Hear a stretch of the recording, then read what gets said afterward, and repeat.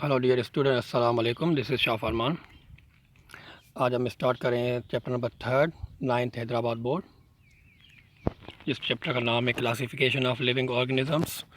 Living organism को classified करने का लिए कौन कौन से रूल्स होते हैं, अब इस चैप्टर में उसको डिस्कस करेंगे। फर्स्ट जो टॉपिक है उसका नाम है definition and aim of classification. पहले हम डेफिनेशन में जाएंगे, उसके बाद है एम ऑफ क्लासिफिकेशन का मकसद क्या है क्लासिफिकेशन करने का। तो डेफिनेशन में आपको जैसा कि पता है कि टेक्सोनॉमी हमने ब्रांच पढ़ी थी बायोलॉजी के अंदर। तो टेक्सोनॉमी वो ब्रांच है बायोलॉजी को जो क्लासीफाइड लिविंग ऑर्गेनिजम्स को करती है। तो scientific study of classification of living organism is known as taxonomy. Living organism को साइंटिफिक स्टडीज़ करते हैं हम, उसको उसका नेमिंग देते हैं, उसको क्लासीफाइड करते हैं, ग्रुपिंग में क्लासीफाइड करते हैं, उसको बोलते हैं taxonomy. Taxonomy can be divided as a branch of biology which deals with description, किसी भी ऑर्गेनिजम्स की डिस्क्रिप्शन, उसकी आइडेंटिफिकेशन, उसकी classification and naming of organisms, और उस ऑर्गेनिज्म को नेम देना, नाम देना, उसको उस ब्रांच को हम बोलते हैं टेक्सोनॉमी। और किसके बुनियाद पर हम ये सारी चीज़ें करते हैं? On the basis of similarities and dissimilarities. जिसके अंदर कोई कोई सी सिमिलरिटीज़ मिल पाई जाती है तो वो उसी किंगडम में हम रखते हैं, जिसके अंदर डिससिमिलरिटीज़ पाई जाती है तो उस किंगडम में हम नहीं रखते, उसका एक अलग किंगडम बनाते हैं। On the basis of similarities and dissimilarities के बुनियाद पर हम क्लासिफिकेशन करते हैं, of group of living organism को क्लासीफाइड करते हैं। तो ये पूरी क्लासिफिकेशन की स्टडी को हम बोलते हैं टेक्सोनॉमी। अब उसके बाद जो है बेसिस ऑफ क्लासिफिकेशन। तब बेसिस ऑफ क्लासिफिकेशन आपको जैसा कि पता है कि हम जो लिविंग ऑर्गेनिजम्स को ऐसे ग्रुप के अंदर प्ले पुट करते हैं, उसके ऐसे ग्रुप के अंदर हम रखते हैं, और किसके बुनियाद पर? On the similarities and their characters. जो कि सिमिलरिटीज़ देयर कैरेक्टर्स के बुनियाद पर हम उसको ग्रुप किसी एक ग्रुप में हम रखते हैं। जैसा कि पहले होमोलॉगस स्ट्रक्चर। अब होमोलॉगस स्ट्रक्चर हम उसको बोलते हैं those organ which are similar in origin. वो बनते हैं सेम मगर उसका फंक्शन जो है वो डिफरेंट होता है। जैसा कि 4 लिम्स ऑफ केट। अब जो केट के 4 लिम्स है वो वॉकिंग करने में हेल्प देते हैं, और 4 लिम्स ऑफ बर्ड्स के जो आगे दो 4 लिम्स है वो हेल्प करते हैं फ्लाइंग में। इन दोनों की ओरिजिन सेम है और फंक्शन जो है डिफरेंट है। एक चलने में मदद देता है, दूसरा उड़ने में मदद देता है। तो they are similar in origin but different in function. तो इसके बुनियाद पर भी हम क्लासिफिकेशन करते हैं। उसके बाद एक कॉमन टूल्स कौन से होते हैं किसी ऑर्गेनिज्म को क्लासीफाइड करने के लिए? जैसा कि मैंने पहले ही बताया कि होमोलॉगस स्ट्रक्चर के भी, होमोलॉगस ऑर्गन के बुनियाद पर भी हम करते हैं similarity in origin but different in function. इसके बुनियाद पर भी हम क्या करते हैं कि वो उसको क्लासीफाइड ऑर्गेनिज्म को करते हैं, ग्रुपिंग में करते हैं। और दूसरा होता है केमिकल सब्सटेंस। अब किसी के ऑर्गेनिज्म के अंदर के जैसा केमिकल सब्सटेंस को हम बोलते हैं बायोकेमिस्ट्री। अब कुछ ऐसे केमिकल्स होते हैं, डिफरेंट एनिमल्स के अंदर डिफरेंट केमिकल्स पाए जाते हैं, तो उस केमिकल्स के बुनियाद पर भी हम ग्रुपिंग करते हैं कि अब किसी के अंदर कोई ऐसा ग्रुप में केमिकल मिल रहा है जो किसी और स्पीशीज़ में केमिकल नहीं है, तो उनको हम अलग अलग करेंगे। तो इसके बुनियाद पर भी हम क्लासीफाइड करते हैं लिविंग ऑर्गेनिजम्स को। अब नंबर 3 जो है मॉर्फोलॉजिकली कैरेक्टर्स। और मॉर्फोलॉजिकली कैरेक्टर्स के बुनियाद के मॉर्फोलॉजी आपको पता है कि ये भी ब्रांच है बायोलॉजी की। जो external structure of the body के बाहर वाला जो स्ट्रक्चर है उसके बुनियाद पर हम क्लासीफाइड करते हैं लिविंग ऑर्गेनिजम्स को। तो morphological physical appearance of the body के जो बाहर वाले कैरेक्टर्स हैं उसके बुनियाद पर भी हम एक ग्रुप में ऑर्गेनिज्म को रखते हैं। जिसके अंदर सेम कैरेक्टर्स होते हैं वो अलग रखते हैं, जिसके अंदर डिफरेंट होते हैं वो इसको एन अदर ग्रुप में रखते हैं। तो हम मॉर्फोलॉजिकली बुनियाद पर भी हम क्लासीफाइड करते हैं। लास्ट वन जो है वो है जेनेटिकली। अब जेनेटिकली हम क्या करेंगे कि उसके ऑर्गेनिज्म को हम जीन के हिसाब से भी देखेंगे, क्रोमोसोमल नंबर के हिसाब से भी देखेंगे। किसी के ऑर्गेनिज्म के अंदर क्रोमोसोमल नंबर 46 होते हैं, किसी के अंदर 48 होते हैं, किसी के अंदर 6 होते हैं, किसी के अंदर 14 होते हैं। तो different chromosomal number present in different organisms. हम इन क्रोमोसोमल नंबर के डिफरेंस के भी हिसाब से हम ऑर्गेनिज्म को अलग अलग किंगडम्स में रखते हैं। अब एक अदर भी हम टूल यूज़ करते हैं, उसको हम बोलते हैं ऑन्टोलॉजिकली, सेल के बुनियाद पर भी हम ऑर्गेनिजम्स को क्लासीफाइड करते हैं। जैसा कि आपको पता है कि कुछ ऐसे सेल्स होते हैं उसको हम बोलते हैं प्रोकैरियोट्स, कुछ ऐसे सेल्स होते हैं हम उसको बोलते हैं यूकैरियोट्स। अब प्रोकैरियोट्स को उसका मतलब क्या होता है, they do not have nucleus, उस सेल के अंदर न्यूक्लियस नहीं मिलती, हम उसको बोलते हैं प्रोकैरियोट्स। अब जिस सेल के अंदर न्यूक्लियस नहीं होगी हम उसको प्रोकैरियोट्स बोलते हैं, जिस सेल के अंदर न्यूक्लियस होती है हम उसको बोलते हैं यूकैरियोट्स। तो इस सेल के बुनियाद पर भी हम क्लासीफाइड करते हैं ऑर्गेनिज्म को क्लासीफाइड करते हैं। इन चीज़ों की वजह से हमने क्लासिफिकेशन करते हैं grouping of animals in different groups. उसके बाद है, अब हम जो क्लासीफाइड करते हैं, जैसा कि आपको पता है हम क्लासिफिकेशन में रखते हैं kingdom, phylum, class, order, family, genus, species. ये जो पूरे ग्रुप्स हैं इसके ऑर्गेनिज्म को, अब जो भी किंगडम है तो उस किंगडम में रखेंगे किंगडम, क्लास है किंगडम, फाइलम है फाइलम के हिसाब से phylum, class, class to order, order to family, family to genus, genus to species. इस पूरे किंगडम के अंदर आगे चल के हम इसकी स्लाइड्स भी आ जाएगी, आगे चल के हम इसको पढ़ेंगे, मगर इस ग्रुपिंग ऑर्गेनिज्म को हम देखेंगे तो उसको हम बोलते हैं यूनिट ऑफ क्लासिफिकेशन। तो बेसिक यूनिट ऑफ क्लासिफिकेशन जो है वो है स्पीशीज़। अब क्लासिफिकेशन कहाँ से स्टार्ट होती है, from the basic unit of classification is known as species. अब जो हाई, अब ये रहा बेसिक यूनिट। अब जो मतलब ये हम इसके ऐसे बोलते हैं smallest unit of the classification, तो हम इसको क्या बोलते हैं, स्पीशीज़। अब जब स्मॉलेस्ट यूनिट आ जाएगा तो लार्जेस्ट यूनिट भी आ जाएगा। तो लार्जेस्ट यूनिट क्या होता है, किंगडम होता है। स्मॉलेस्ट होता है स्पीशीज़ एंड लार्जेस्ट यूनिट जो होता है वो होता है किंगडम होता है। अब अगर हम बात करेंगे यूनिट ऑफ क्लासिफिकेशन तो उसको हम बोलते हैं स्पीशीज़। अब स्पीशीज़ स्पीशीज़ का मतलब क्या होता है, ग्रुप ऑफ ऑर्गेनिज्म, ऐसे ग्रुप ऑफ ऑर्गेनिजम्स होते हैं which have physical features in common. अब जो भी ऑर्गेनिज्म होते हैं उसके फिजिकल अपीयरेंस सेम होते हैं। अब उस सेम होने की वजह से वो फर्टाइल जो कहते हैं, वो जो मैरिज होती है उसकी जो ऑफ स्प्रिंग प्रोड्यूस होते हैं वो भी सेम ही प्रोड्यूस होते हैं। अब जैसा कि ह्यूमन बींग्स हैं, अब ह्यूमन बींग्स से ही मैरिज करते हैं, फिर उसके ऑफ स्प्रिंग भी ह्यूमन बींग ही पैदा होते हैं। अब जो भी एनिमल हैं, सेम एनिमल होते हैं, वो सेम रिप्रोडक्शन करते हैं, वो सेम रिप्रोडक्शन करने के बाद सेम उसको ऑफ स्प्रिंग ही पे प्रोड्यूस होता है। ऐसा नहीं होता कि एक डिफरेंट स्पीशीज़ से मिल के ऑफ स्प्रिंग प्रोड्यूस हो जाए, ऐसा नहीं होता। तो स्पीशीज़ उसको बोलते हैं they have same physical features and capable of inter breeding. उसके अंदर जो ब्रीडिंग हो जाए वो भी इंटर ब्रीडिंग, मतलब सेम ब्रीडिंग हो जाए एंड प्रोड्यूस हो जाए of spring, same of spring produce हो जाए, हम उसको बोलते हैं स्पीशीज़, जो कि यूनिट ऑफ क्लासिफिकेशन का। अब अगर हम बात करेंगे इसको, जो मैंने पहले बताया, तो kingdom, phylum, class, order, family, genus, species.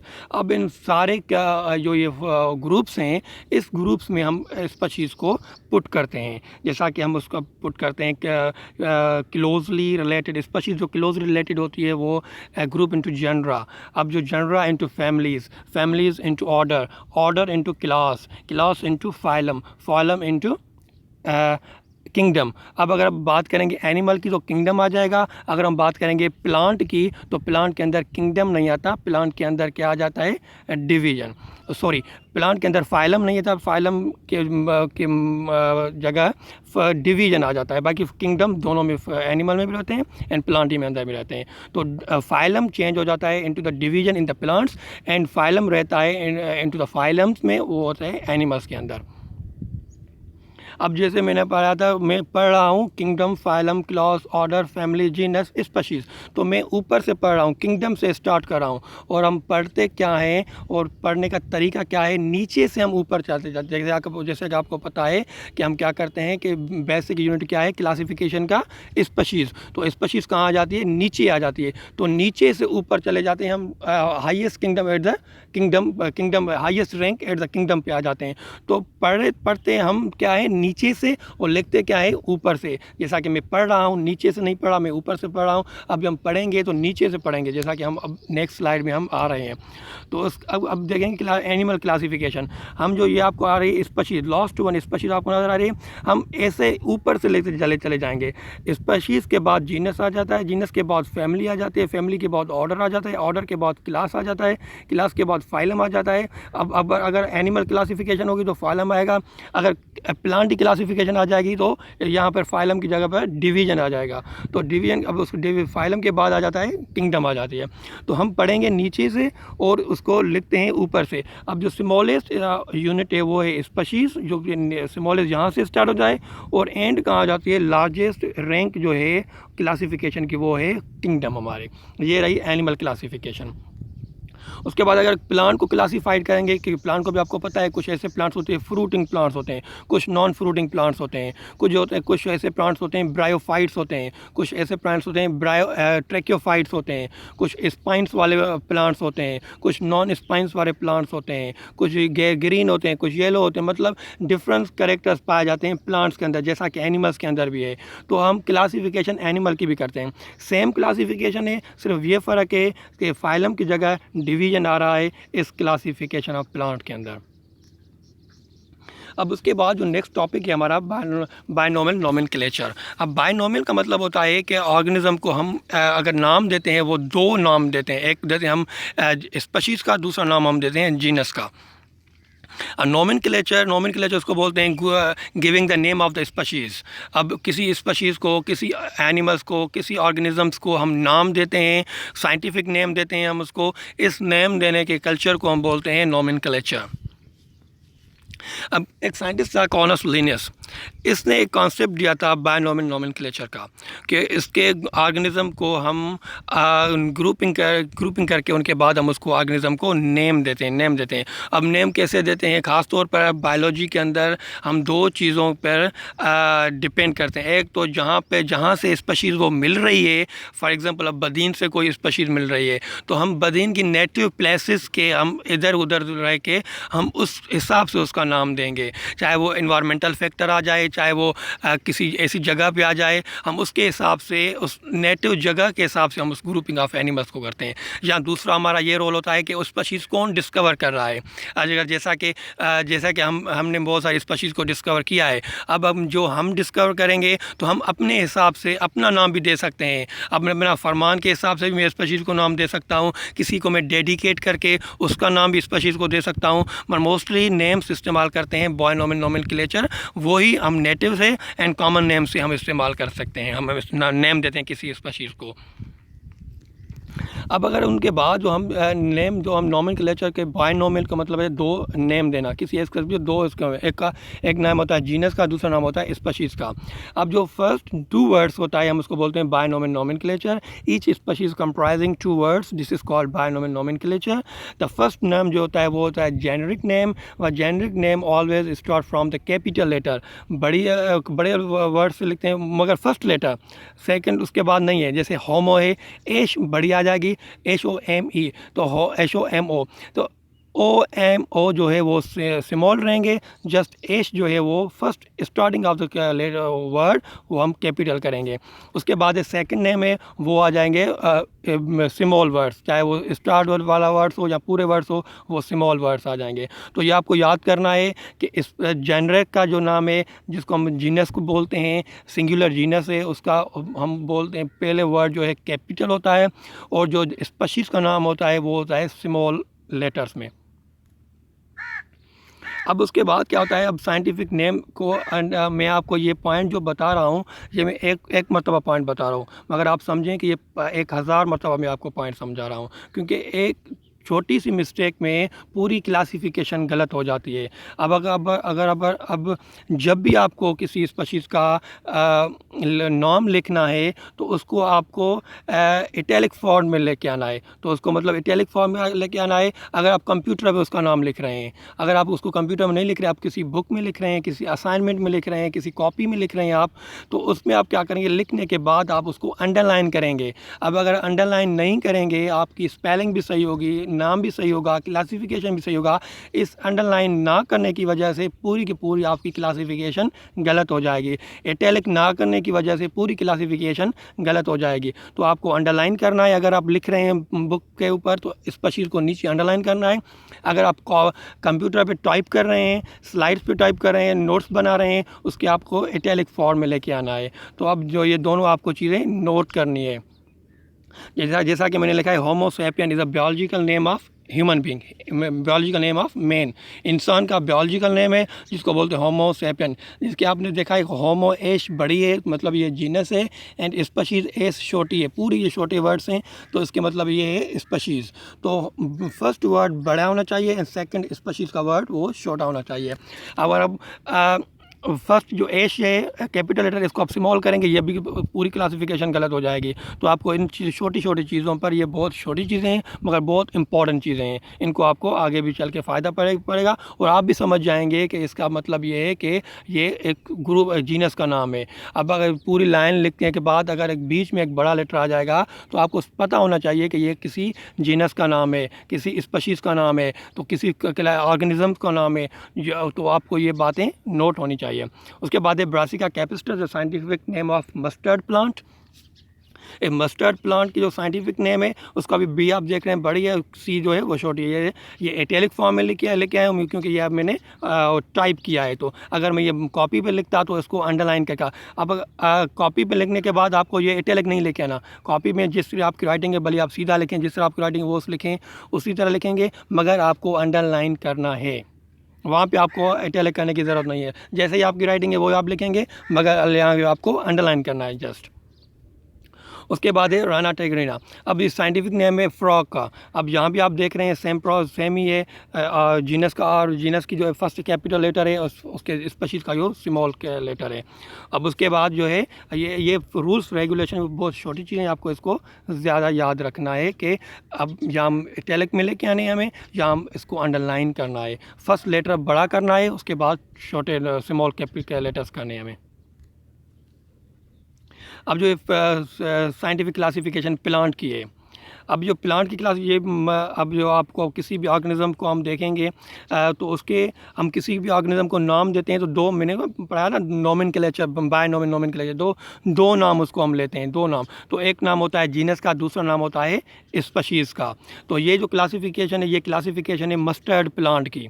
अब जो मस्टर्ड प्लांट की जो क्लासिफिकेशन है आपको, अब मस्टर्ड प्लांट, तो मस्टर्ड को हम इंग्लिश में मस्टर्ड इंग्लिश नेम है, हम उसको बायोलॉजिकल नेम क्या बोलेंगे, फर्स्ट लेटर हम वर्ड लेंगे जीनस का। तो हम पहले जीनस का लिखेंगे ब्रासिका, ब्रासिका के बाद हम सेकंड लेटर लेंगे स्पीशीज़ का कैपिस्ट्रस। अब Brassica campestris is a scientific name of और बायोलॉजिकल नेम ऑफ और botanical name of mustard plant. Brassica campestris is a botanical name या साइंटिफिक नेम या biological name of the mustard plant. अब दो last वाले, first genus and second species का हमें नाम लेना है, ये हम हो गया बाय नोमेनक्लेचर।